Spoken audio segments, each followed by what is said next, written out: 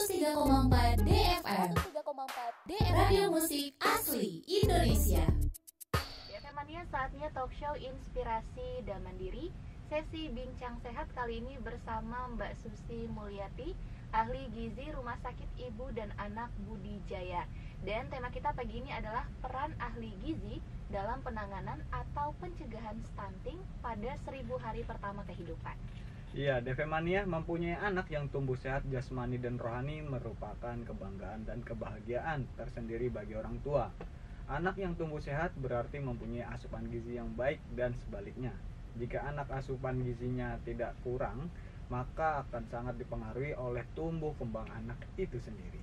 Ya, DFM Mania, kita perlu tahu terkait tema kita pagi ini, apakah itu stunting pada 1000 hari pertama kehidupan. Ya, yang dimaksud dengan stunting adalah permasalahan kurang gizi kronis yang ditandai dengan tubuh pendek pada anak.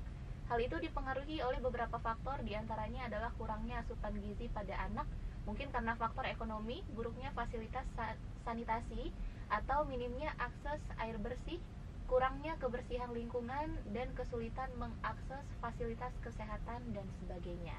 Untuk lebih jelasnya, DFM Mania saat ini sudah hadir di studio Radio DFM pagi ini bersama narasumber kita Mbak Susi Mulyati, ahli gizi Rumah Sakit Ibu dan Anak Budi Jaya. Kita sapa dulu. Assalamualaikum, selamat pagi Mbak Susi. Waalaikumsalam, selamat pagi Mbak Nurul, Mas Ilham. Selamat pagi. Apa kabar? Alhamdulillah baik. Alhamdulillah baik. Tadi hujan ya? Iya, gerimis. Kena hujan gak nih? Enggak sih, kesini Aduh. pakai diantar mobil. Aman ya, aman. Oke, DFM Mania, seperti biasa nih, apabila punya pertanyaan seputar tema kita pagi ini, yaitu adalah peran ahli gizi dalam penanganan atau pencegahan stunting pada 1000 hari pertama kehidupan, boleh yuk langsung aja WhatsApp ke nomor kita di 0811991034. Oke Mbak Susi, kita langsung ke pertanyaan nih tentang temanya. Kalau misalkan 1000 hari pertama kehidupan itu startnya dari mana sih Mbak, dan kenapa gitu penting? Oke, baik, terima kasih Mbak Nurul. Silakan Mbak. Oke. 1000 hari pertama kehidupan adalah fase kehidupan dimulai sejak terbentuknya janin pada kehamilan, yaitu 270 hari sampai berusia 2 tahun atau 730 hari. Nah, pada periode ini, organ-organ vital itu terbentuk mulai dari otak, hati, jantung, ginjal, tulang, lengan, atau kaki, dan organ-organ tubuh lainnya. Nah, terus berkembang. Nah, karena pada masa itulah stunting dapat terjadi dan sekaligus dapat dicegah atau masih bisa dikoreksi. Nah, dengan perbaikan kebutuhan gizi pada ibu hamil sampai anak usia 2 tahun, rutin lakukan pemeriksaan kesehatan kehamilan dengan dokter kebidanan atau bidan.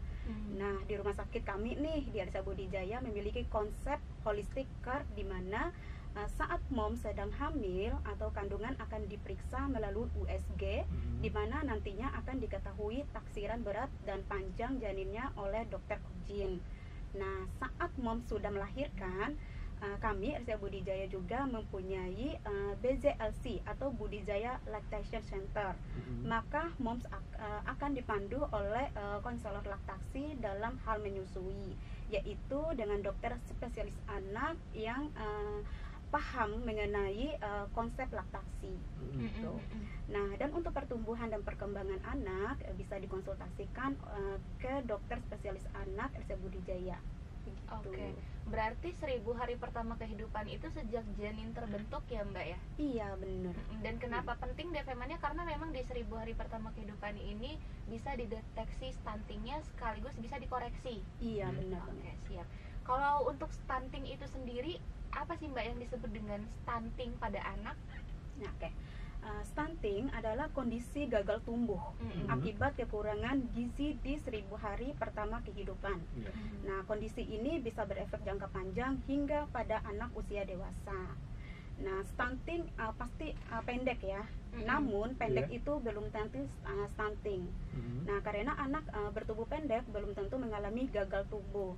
Nah, anak pendek pada varian normal biasanya didapatkan dari gen orang tua atau pada hormon-hormon tertentu. Oke, berarti sebenarnya stunting ini gagal tumbuh pada anak. Iya, gagal tumbuh. berkaitan dengan masalah kesehatan. Berkaitan dengan masalah kesehatan. Oke, kalau boleh tahu nih Mbak, nih ciri-ciri stunting pada anak itu seperti apa sih Mbak? Oke, jadi ciri-ciri stunting itu bisa kita lihat dari tinggi dan berat badan pada anak itu lebih kecil dibandingkan dengan anak pada seusianya. Nah, terus rentan terjadi mengalami gangguan pada tulang, terus mengalami gangguan pada tumbuh kembangnya, mengalami gangguan kesehatan, terus terlihat lemas terus-menerus, dan pastinya kurang aktif. Kurang aktif ya. Iya. Nah ini kalau misalkan udah terjadi nih, apa yang harus dilakukan jika anak sudah terlanjur stunting nih Mbak? Yang perlu dilakukan yang jelas dari kebutuhan gizinya ya. Nah, kalau misalnya untuk masalah stunting sendiri, kalau sudah terlanjur terjadi kepada anak, untuk kondisi stunting ini tidak bisa diperbaiki, terutama dari tinggi badannya. Nah, namun untuk beberapa kondisi seperti kehilangan berat badan dan kurangnya produktivitas itu bisa diperbaiki dengan pemberian asupan gizi yang baik, yang sehat atau yang memadai. Berarti harus dampak harus gizinya harus ditaikin lagi, harus diperbanyak lagi ya Mbak ya? Iya, asupan gizinya. Lalu kalau dampak stunting pada anak itu? Nah, dampak stunting ini biasanya beresiko lebih tinggi mengidap penyakit degeneratif seperti kanker, diabetes, obesitas. Nah, hal ini disebabkan kebutuhan zat gizi mikro dan makro dalam tubuh tidak terpenuhi secara maksimal. Nah, sehingga pembentukan fungsi sel tubuh dan lainnya tidak sempurna. Nah, kebutuhan zat gizi mikro itu seperti apa sih? Nah, seperti vitamin, mineral, dan itu bisa kita dapatkan dari sayuran dan buah-buahan. Nah, kalau kebutuhan zat gizi makro seperti apa? Yaitu karbohidrat, protein, lemak, dan ini kita bisa dapatkan dari konsumsi nasi atau umbi-umbian. Terus proteinnya tuh bisa kita dapatkan dari protein hewani atau nabati. Nah, lemak ini dari hasil olahan seperti dari daging atau susu seperti itu. Oke, berarti ini kalau misalkan sudah terlanjur stunting tadi kan udah dijelaskan. Bisa nggak sih Mbak kalau misalkan udah terlanjur kena stunting terus bisa kembali sehat atau normal ke sedia kala nggak? Tadi yang sudah dijelaskan sebelumnya ya, kalau anak yang sudah terkena stunting dalam kondisi ini sulit ya untuk bisa diperbaiki ya, terutama itu dari yang tinggi badannya. Tapi kalau untuk misalnya dari kondisi kehilangan berat badan atau kurangnya produktivitas anak itu bisa diperbaiki, yaitu dengan cara memberikan asupan gizi yang baik. Oke. Mbak Susi, ini tadi kan stunting ini disebabkan oleh masalah gizi ya pada anak sejak dalam kandungan. Kira-kira selain dari faktor gizi, apa mungkin faktor lingkungan sekitar juga mempengaruhi, misalkan paparan asap rokok atau misalkan yang lainnya? Iya, bisa. Jadi akibatnya tuh buruk pada fasilitas sanitasi, minimnya akses air bersih, terus kurangnya kebersihan lingkungan, dan kesulitan mengakses fasilitas kesehatan itu bisa juga mempengaruhi tumbuh kembang anak. Oke, berarti faktor dari luar juga ada, bukan hanya faktor dari gizinya. Iya, benar. Oke, Devemani seperti itu. Tapi kalau misalkan anak-anak nih, katakanlah di daerah-daerah terpencil nih Mbak Susi, kalau posyandu apakah langsung maksudnya dideteksi gitu sama petugas kesehatan tentang stuntingnya, atau harus ke rumah sakit langsung justru? Biasanya sekarang udah ada ya program-program pemerintah itu di puskesmas terdekat gitu, dan bahkan ada dari tenaga puskesmasnya itu yang memantau langsung ke rumah-rumah warganya, dan itu bisa dideteksi melalui petugas puskesmasnya itu memantau ke rumah-rumah warganya.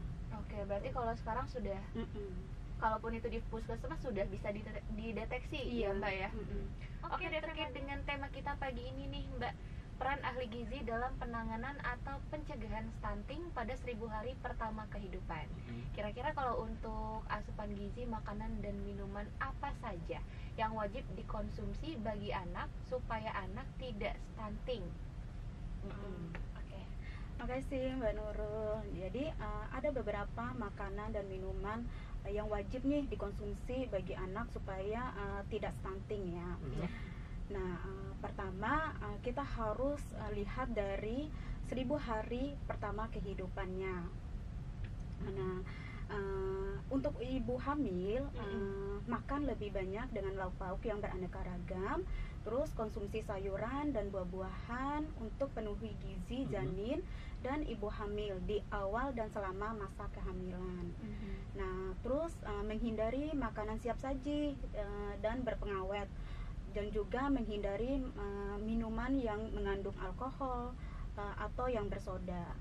Nah, kalau misalnya bayi itu silakan berikan ASI eksklusif saja sampai usia 6 bulan. Dan kalau misalnya anak sudah lebih dari 6 bulan, itu bisa didampingi dengan pemberian ASI yang sehat. Oke, berarti memang kalau gizinya harus dijaga dari kandungan ya, Mbak, ya, dari ibu hamilnya. Kalau misalkan untuk memantau tumbuh kembang anak, untuk mendeteksi stunting lebih dini, idealnya berapa kali sih Mbak anak itu harus dipantau, atau ada rentang waktu tertentu untuk memantau kesehatan anak? Oke. Ya, makasih Mbak Nurul. Nah, untuk kesehatan anak harus selalu terus dipantau ya secara berkala, dan bahkan anak harus diimunisasi sesuai dengan waktunya. Dan kalau misalnya ditanya bagaimana cara pengukurannya, yaitu bisa dilihat dari tinggi dan berat badan anak tersebut. Dan ini mungkin lebih ke kapasitas dokter spesialis anak ya yang menjawab pertanyaan ini. Jadi para DFM mania atau sahabat budidaya yang mau mengukur apakah anak saya sudah tumbuh kembang dengan semestinya, ayo datang cek ke RCA Budidaya dan konsultasikan tumbuh kembang anak dengan dokter-dokter spesialis anak di kami di RCA Budidaya, yaitu ada Dokter Pulung Silalahis spesialis anak, dengan Dokter Siti Hapsa Marsri spesialis anak. Gitu. Oke nih Mbak, kan tadi kita udah bahas sebelumnya ada ibu hamil yang menanyakan ibu hamil. Nah, ini saya juga ingin menanyakan tentang ibu hamil nih. Apa resiko jika seorang ibu dalam keadaan hamil tidak terpenuhi atau kurang terpenuhi asupan makanan yang bergizi? Oke, baik, makasih Mas Ilham. Jadi jika kebutuhan gizi tidak terpenuhi untuk ibu hamil, maka akan terjadi masalah gizi. Jadi masalah gizi ini sering terjadi pada ibu hamil, yaitu kekurangan energi kronis, anemia, gaki, bahkan stunting pada anaknya ya. Jadi masalah gizi ini berdampak pada kualitas generasi yang akan datang karena memperlambat pertumbuhan fisik dan perkembangan mental anak, serta bisa menurunkan kecerdasan anak. Kalau boleh tahu juga nih, berapa kali sih Mbak untuk perlu check up nih ke dokter untuk menjamin anak nih akan tumbuh sehat? Nah, oke. Untuk mengontrol kesehatan janin, sebaiknya moms atau para sahabat budidaya itu bisa mengontrol secara berkala. Minimal lakukan 1 bulan sekali, dan info lanjutnya bisa nih para moms budidaya bisa datang ke budidaya di rumah sakit kami. Oke, berarti sebulan sekali ya Mbak. Oke. Yang tadi juga kan ada tinggi tumbuh kembang anak nih. Nah, ini juga mau tahu juga nih, sampai usia berapakah anak akan berhenti tumbuh kembang anak nih, Mbak? Oke. Untuk tumbuh kembang ya. Tumbuh kembang anak itu biasanya berhenti ketika lempeng atau grafik pertumbuhan di ujung tulang penutup. Jadi penutupan ini terjadi sekitar usia anak 16 tahun pada wanita dan 18 tahun pada pria. Tetapi terkadang sebagian orang baru menutup grafik pertumbuhan itu pada usia sekitar 20 sampai 21 tahun. 20 sampai 21 tahun. Oke. Mbak Susi, kalau misalkan anak sudah terlanjur dewasa namun kelihatannya masih pendek, apa yang harus dilakukan? Bisa jadi ini kan stuntingnya terdeteksinya telat gitu ya. Oke. Baik, makasih Mbak Nurul. Nah, seperti yang sudah saya jelaskan sebelumnya ya, terkait batas pertumbuhan tinggi badan anak usia 16 tahun pada wanita dan usia 18 tahun pada pria. Jika sudah mencapai usia tersebut, kemungkinan untuk pertumbuhan tinggi badan anak itu akan terhenti. Tetapi jika masih di usia di bawah angka tersebut, bisa dilakukan dengan terapi khusus atau perbaikan asupan zat gizi seperti makanan banyak yang mengandung kalsium, zat besi, magnesium dan kalium dan lain-lainnya. Oke, kita lanjut ya Mbak Susi ya. Kalau sekarang kan di media sosial banyak nih berseliweran ya tentang obat-obat atau jamu-jamu yang ditawarkan agar anak tumbuh kembangnya baik. Nah, kalau menurut Mbak Susi itu gimana? Oke, nah sebenarnya memberikan jamu sehat kepada anak boleh-boleh saja, tetapi ada aturannya. Nah, jamu jelas tidak boleh diberikan kepada anak usia di bawah 6 bulan. 6 bulan. Nah, karena di usia ini anak hanya butuh nutrisi dari ASI atau susu formula. Nah, batasan umur anak untuk meminum jamu ditentukan berdasarkan kandungannya. Nah, aku punya tips nih atau buat para DVM mania dan sahabat Budijaya, kalau misalnya ingin memberikan jamu, ada produk-produk alami gitu. Jadi bisa kita temukan di produk alami yang dari temulawak, temu ireng, jahe, kayu legi, wortel, alang-alang dan madu. Nah, biasanya bahan-bahan ini tuh berkhasiat untuk pertumbuhan anak dan dapat membantu perbaikan nafsu makan anak. Oke, satu lagi nih mungkin Mbak Susi, kalau misalkan anak-anak itu ya pasti ada aja gitu yang namanya susah makan, ya kan, mut-mutan makan. Kira-kira untuk memenuhi kebutuhan anak yang tipenya susah makan itu gimana tuh Mbak? Jadi untuk hal seperti itu pendekatan ya, pendekatan dulu sama anaknya, terus lakukan variasi menu yang berbeda-beda setiap harinya. Jadi buat siklus menu gitu. Jadi kalau di ahli gizi itu ada namanya siklus menu 10 hari atau 15 hari. Jadi para moms harus berkreatif nih untuk membuat menu-menu makanan yang supaya anaknya itu bisa nafsu makan gitu. Berarti pendekatannya ya? Pendekatan dulu sama anaknya, terus dikasih tahu aja gitu kalau makanan ini tuh bagus gitu, dengan cara ngomong sama anak kecil, edukasi sejak dini gitu. Terus buat variasi menu yang bagus, yang baik atau dan yang jelas harus sehat ya gitu. Oh iya, satu lagi aku punya pertanyaan juga nih Mbak Susi. Kalau di kalangan masyarakat itu kan apalagi ibu-ibu yang pengen praktis ya Mbak, sering banget kita jumpai kayak anak di bawah 1 tahun sampai 2 tahun itu diberikan makanannya yang dalam kemasan yang diseduh itu loh. Ada kan beberapa merek makanan bayi. Nah, itu kalau misalkan sehari-harinya diberikan itu tanpa MPASI yang kita bikin sendiri, apakah itu aman atau bagaimana, nanti ada dampaknya kah di kemudian hari? Kalau untuk makan kemasan ya, apalagi yang bisa bertahan sampai berbulan-bulan gitu, yang jelas itu kan pasti punya bahan pengawet. Nah, kalau untuk dari gizi nih sebaiknya itu tidak menganjurkan, atau lebih baik kita membuat sendiri MPASI di rumah.